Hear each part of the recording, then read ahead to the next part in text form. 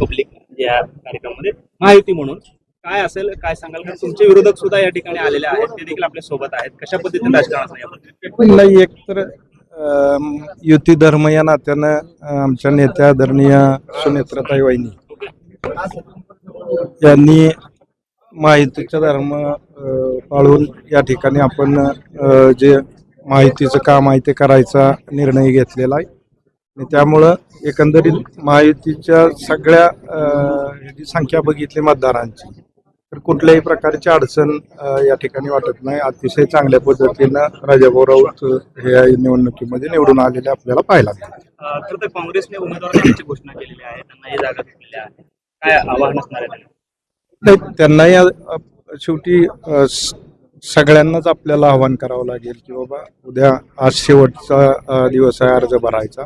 विड्रॉलपर्यंत आपल्याला तो वेळ आहे. सगळेच आम्ही त्यामध्ये प्रयत्न करू की जेणेकरून ह्याच्यामध्ये वेळ वाचेल आणि निवडणूक बिनविरोध होईल, यासाठी सगळे मिळून प्रयत्न करू. तुमचे जे विरोधक आहेत तालुक्यातले, ते सुद्धा या ठिकाणी अर्ज भरण्यासाठी उपस्थित आहेत. काय पुढचं राजकारण कशा पद्धतीचं असणार? नाही, शेवटी आता नुसतं राजकारण काय ह्याच्यासाठी विरोधासाठी करून चालत नाही. शेवटी विकासाच्या दृष्टीनं सगळ्यांनी एकत्र येऊन पण करणं गरजेचं आहे. शेवटी राजकारणाच्या पद्धतीनं चालेल, परंतु या जिल्ह्याच्या विकासासाठी सगळ्यांनीच एकत्र येणं गरजेचं आहे. प्रशांत मालक आपले खूप जवळचे मित्र मानले जातात. नाही, माझे सगळ्याशीच संबंध चांगले आहेत. त्यांची नाराजी दूर करा. प्रयत्न तर सगळ्यांसाठीच करावा लागणार आहे आपल्याला, परंतु माझे संबंध मात्र सगळ्यांशीच चांगले आहेत. असं कोणाशी तटकरे यशस्वी झाले, एक सीटच्या खेचून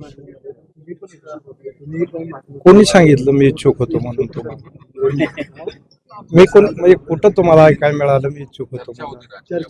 चर्चा तर राजकारणात होत राहणार आहे ना, पण मी इच्छुक असतो तर तुम्हाला दिसलो असतो ना कुठंतरी.